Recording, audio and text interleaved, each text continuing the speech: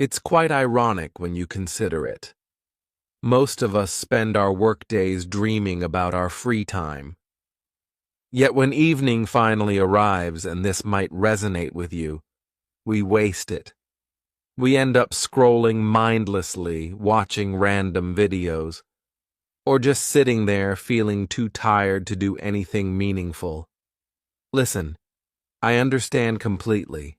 I used to be exactly like that. Actually, worse than that. Every evening was just a blur of exhaustion and missed opportunities, until something transformed how I spend my after-work hours. Before you think, oh great, another set of impossible habits, pause for a moment. What you're about to learn isn't another collection of rigid rules or unrealistic routines. These are proven strategies that I've seen work time and time again.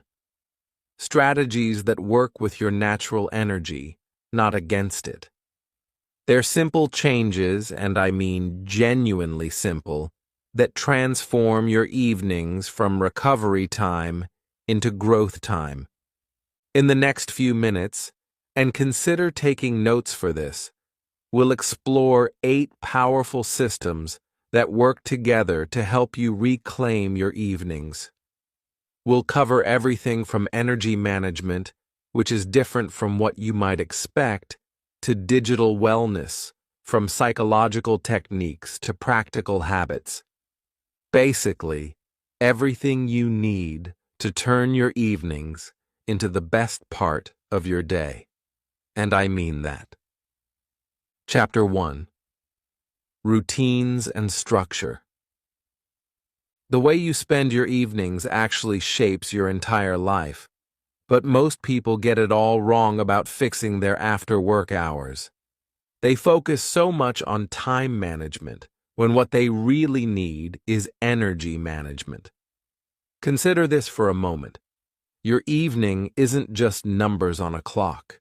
Really, it's about your energy levels, your mental state, your ability to actually enjoy life after work. And that's exactly what we need to work on together. Let's start with something I consistently practice, the shutdown ritual. It's beautifully simple. When you finish work, just stand up, take 3 deep breaths, and physically close your laptop. What makes this effective, it's not just some cute habit. It's actually a psychological trigger that tells your brain, work mode off. Next, most people tend to stumble.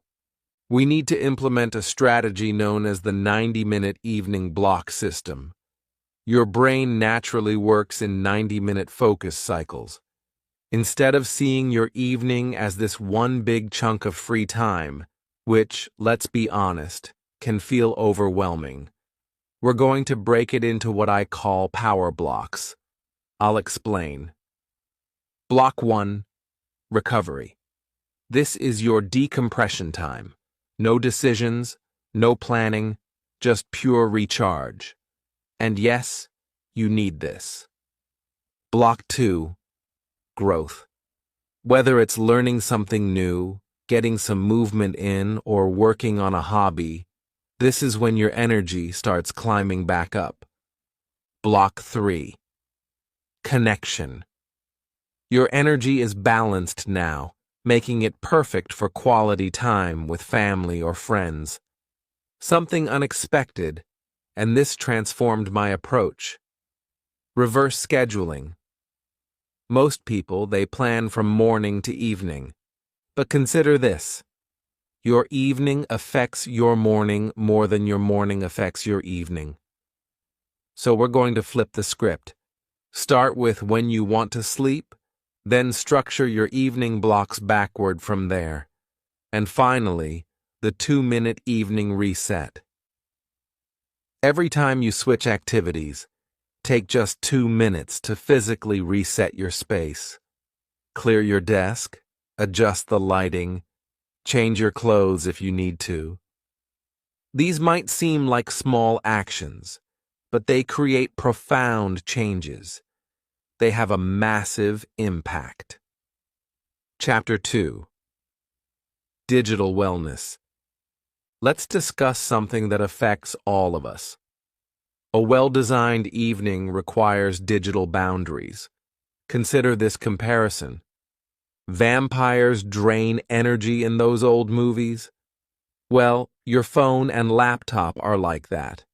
They're energy vampires, quietly draining your evening potential. I'm going to show you how to turn these devices from evening destroyers into evening enhancers. Let me share an unconventional approach. I call it at mortality. The challenge? Every evening, delete one app from your phone. A common concern is, but what if I need it tomorrow? And that's fine, you can always reinstall it. But what's remarkable is that 90% of the time, you won't even remember which app you deleted. Here's another approach. I call it the analog hour. It's beautifully simple. 1 hour before bed, your devices go to sleep before you do. But the crucial element that most people miss, don't just turn them off. Actually put them in a different room. Consider this. Your bedroom becomes this amazing sanctuary instead of feeling like a satellite office. To be clear, digital minimalism is about living like it 1985. It's about using technology intentionally. What effective choose 3 essential apps for your evening. Everything else I learned, it just digital noise. Another effective approach is what I call screen life separation tactics. The idea is to create physical barriers between you and your screens. For example, try putting your charger in the kitchen, keep your laptop in a drawer, use a real alarm clock instead of your phone. These might seem like such small changes, but they build what I like to call a fortress around your evening peace. Remember this. Technology should serve your evening, not steal it. These aren't just rules I'm sharing with you. They're really keys to unlocking the evening you deserve. Chapter 3. Psychological Techniques. Now that we've handled our devices, we'll focus on something equally important. Our minds. Your mind is essentially the control room of your evening, and these psychological techniques, they're not just tips from some book. They're real transformations I've seen work for year after work hours, both in my life and with hundreds of others I've worked with. An important insight that changed how I think about screens, what I call digital sunset protocols. Consider this. Your brain doesn't distinguish between digital light and sunlight. So when you're staring at those screens until midnight, your brain thinks it's high noon. But the key insight isn't just about when you look at screens, it's about how you transition away from them. Something that transformed my evenings was creating what I call your evening sanctuary. And no, this isn't just about throwing some comfortable pillows around. It's actually about building a space that tells your brain, this is where transformation happens. Think dim lights, soft textures, calm colors. You see, your environment speaks directly to your subconscious mind, almost like a whisper. An interesting technique is future self-journaling. Every evening, try writing a letter to your morning self. But the psychological element that makes all the difference. Don't write what you should do. Instead, write how you want to feel. You see, your brain has this amazing ability to reverse engineer the path to those feelings. Speaking of mindset shifts, consider what I call the evening energy debt mindset. Most people see their evening as borrowed time from tomorrow. But the shift I recommend, stop thinking this way. Your evening isn't a debt you're paying. Think of it as an investment you're making. Each restful moment is actually building tomorrow's energy reserves. This approach is powerful. It is called the decision elimination strategy. By evening, your decision-making muscles are literally exhausted. So what works best? Eliminate every possible decision. Lay out tomorrow's clothes. Pre-plan your meals. Set up your morning space. Your future self will appreciate this. Chapter 4. Mindfulness and Emotional Intelligence Practices. The way we manage our thoughts naturally guides us to understanding our emotions. Your emotions aren't something you need to manage. They're actually signals waiting to be understood. And in your evenings, these signals become incredibly powerful tools for transformation. First up, something unexpected: micro-meditation moments. Now, forget everything you know about sitting for an hour in lotus position. We're going to think smaller, much smaller. For instance, when you pour your evening tea, and I do this every single day, just feel the warmth of the cup. When you sit on your couch, notice 3 points where your body touches the surface. These tiny moments of awareness, they work like hitting a reset button for your mind. One practice transformed my evenings, and it is creating an evening awareness protocol. You see, most of us, myself included at one point, rush through our evenings on autopilot. But I discovered your evening has a pulse. Try this. Every hour, take just 10 seconds to name your current emotion. That's all. Just name it. Don't try to change it. This simple act of naming emotions actually reduces their power over you by 40%. This is where transformation happens. Present moment anchoring. Pick 3 everyday evening activities. Maybe it's brushing your teeth, washing dishes, changing clothes. These become your mindfulness anchors. When you do these activities, you're not just going through the motions, you're practicing presence. I've found that these mundane moments can become your most powerful meditation. Try practicing emotional energy tracking. Your emotions aren't random at all. They follow patterns, just like everything else in nature. Try this. Keep a simple energy scale from 1 to 10. Track it 3 times each evening. After 2 weeks, you start seeing your emotional rhythms as clearly as your daily schedule. The evening emotional audit might sound intense, but it brings freedom. Before bed, ask yourself 3 simple questions. What energized me today? What drained me? What surprised me? And importantly, don't write essays. Single words are enough. You're not analyzing here. You're just acknowledging. The most valuable lesson I've learned about evening emotions: they're not obstacles to overcome. They're messages to decode. When you start listening to them with curiosity instead of judgment, something incredible happens. They become your most reliable guides to a fulfilled life. Chapter 5. Social Strategies and Dynamics. Beyond all this inner work we've been talking about, there's another crucial piece of the framework: our social connections. Consider this: we talk about physical energy. Well, your social energy matters just as much. And mastering this aspect leads to creating evenings that fill you up instead of leaving you feeling drained and empty. Think of it this way. Your social battery works exactly like your phone battery.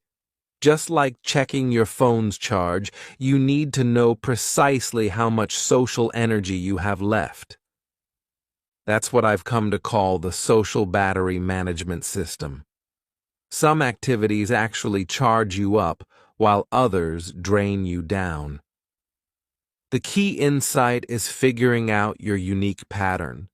Instead of spreading yourself thin, trying to maintain 20 different friendships, which I learned through experience doesn't work, focus on building 3 to 5 deep connections. These people become your evening tribe.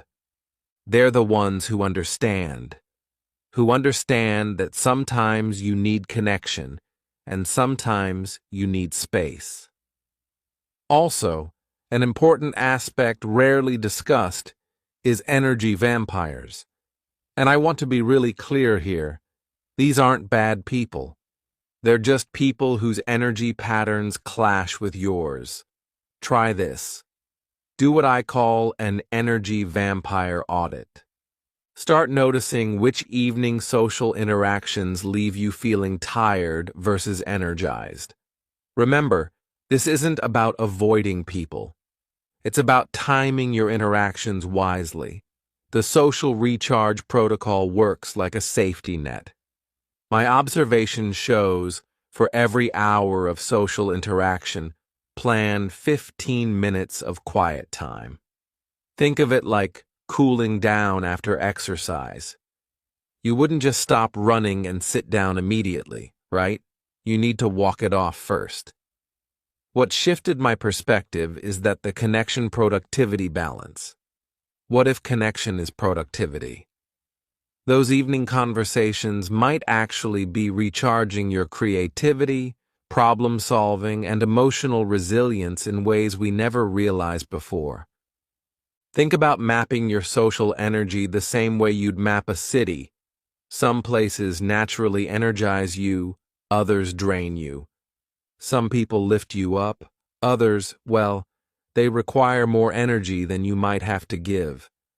And understand this, being selective isn't selfish. It's being sustainable. It's about creating evenings that work for everyone involved. Chapter 6. Creative Approaches for Habit Formation. Now that we've understood the social aspects, we can turn these insights into lasting habits. An insight from working with hundreds of people is that building evening habits isn't about forcing yourself to change. It's about becoming an architect of small, powerful actions that transform your life naturally. The key element being naturally. Try micro-habit stacking. Instead of trying to build one big, overwhelming habit, which never works, we stack tiny ones together. Each one should take less than 30 seconds. That's the optimal time. It works like this. When you walk through your front door, hang your keys, take off your shoes, and change your clothes. See what happened there? 3 micro-habits. 1 natural moment. Something significant emerges when you find your evening keystone habit. Think of it like the first domino that makes all the others fall. For me, personally, it's making a cup of tea. Such a simple thing, right? But this simple act sends a signal to my brain. The evening transformation begins now, and from there, everything else just flows naturally. Most people make this mistake. I certainly did. They try to stick to one hobby every evening. That's essentially like eating the same meal every single day. Instead, try creating a wheel of 4 different activities: reading, drawing, music, crafts, whatever speaks to you. Rotate through them. Your brain absolutely loves this variety, and it completely prevents evening boredom. Another thing you can try is the daily experiment protocol. It might sound like something from a science lab, but it's incredibly playful. Each evening, try one tiny new thing. Maybe sit in a different chair. I started doing this and it changed my perspective. Use your non-hand for something simple. Play music you never heard before. These small experiments, they keep your brain flexible and your evenings interesting. This is where real impact occurs. Creative cross-pollination. Start letting your evening activities blend together naturally. If you're learning guitar, try doodling the chord patterns. If you're reading, actually act out the scenes when you're alone. I found that when activities mix like this, your brain creates these amazing new neural pathways. Evening boredom? It becomes literally impossible. And finally, a valuable lesson I wish I'd known years ago is to embrace the idea of a creative fallow period. Sometimes your evening energy will be low. But here's the thing, that's not failure. It's actually your brain's natural reset. These quiet moments aren't empty at all. They're like a field resting between harvests, preparing for your next creative burst. Chapter 7. Energy Management, Cognitive and Physical Optimization. All these habits we've been talking about, they need energy to sustain them. Consider your brain and body as the power plants of your evening. And what's notable, understanding how to manage them changes everything about your after-work hours. First, movement snacking. Now, forget about forcing yourself into a full workout when you're already tired. Instead, we're going to take tiny bites of movement throughout your evening. It's straightforward. Stand up every 30 minutes, stretch for 60 seconds, do 5 jumping jacks between tasks, and the important point? These aren't exercises, they're energy boosters. I've observed something noteworthy about evening energy. It follows this natural curve. Visualize like a wave. It doesn't stay flat, and that's beneficial. From 5 to 7 p.m., your energy naturally dips. We all feel it. Then from 7 to 9, it rises again. After 9, it should gradually descend to prepare for sleep. Working with this curve, not against it, that's the real secret to mastering your evening energy. Try this technique, the energy audit. Think of yourself as a personal evening scientist. For 1 week, rate your energy every hour from 1 to 10. Write down what you're doing, eating, thinking. You'll start seeing patterns emerge. Some activities drain you, others recharge you. And remember, this isn't about judgment, it's about discovery. Now, this next concept is mental energy preservation. Your brain has this finite amount of decision-making power each day. By evening, it's running low. That's why we need to establish your evening thought diet. You've got to be selective about what deserves your remaining mental energy. Social media scrolling? That's essentially junk food for your brain. But deep conversation or creative work, that's brain nutrition. Your evening energy isn't about pushing through tiredness. It's about really understanding your natural rhythms and honoring them. When you work with your body's wisdom instead of fighting it, your evenings transform from exhausting to energizing. Chapter 8. Integration Strategies. Everything we've explored so far comes together in these final integration strategies. And these aren't just supplementary tips at the end. They're the framework that makes all other evening practices stick together naturally. The life-work separation ritual works as your daily bridge. You see, most people try to build this solid wall between work and life, but that actually creates more tension than it solves. Instead, what we're going to do is build a bridge. Picture creating a 15-minute transition space. With each step across this bridge, you're moving further from work mode and closer to life mode. A key insight about boundaries: it's not about building walls at all. Think about training a puppy for a moment. You know how gentle, consistent guidance works better than harsh rules? That's exactly what we're doing here. When work tries to creep into your evening, and it will try, don't fight it. Simply guide your attention back to your personal life, just as you gently guide a puppy back to its bed. Finally, we come to what ties everything together, the whole life integration framework. Your evening isn't some separate part of your life. It's actually the foundation of it. Every single evening activity either builds or drains your life's energy.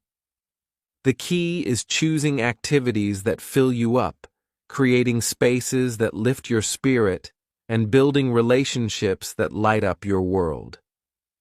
When you do this consistently, your evening transforms into this beautiful daily celebration of who you're becoming. And hey, if you like this video, don't forget to subscribe and hit that like button. Also, let me know your thoughts on what I just shared in the comments. Thank you for watching, and I'll see you in the next video.